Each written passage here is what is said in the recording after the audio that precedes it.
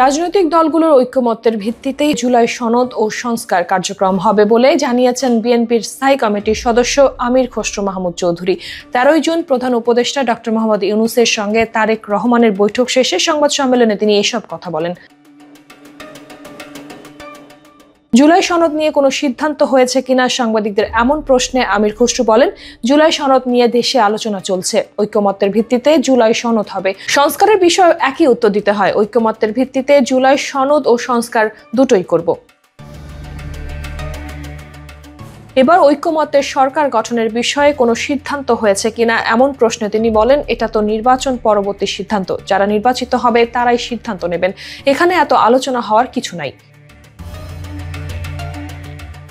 এর আগে এনসিপি বলেছিল তারা নির্বাচন কমিশন সংস্কার ছাড়া নির্বাচনে যাবে না। এই বিষয়ে বৈঠকে কোনো আলোচনা হয়েছে কিনা এমন প্রশ্নে আমির খসরু বলেন, এ ব্যাপারে এখানে আলোচনার কোনো সুযোগ আছে বলে আমি মনে করি না।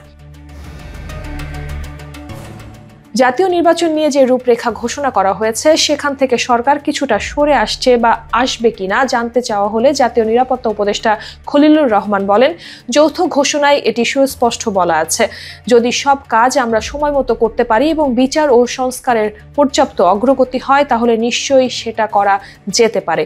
সব দলের সম্মতিক্রমে নির্বাচন হবে কিনা এমন প্রশ্নে খলিলুর বলেন, আমরা তেমনটাই চাচ্ছি।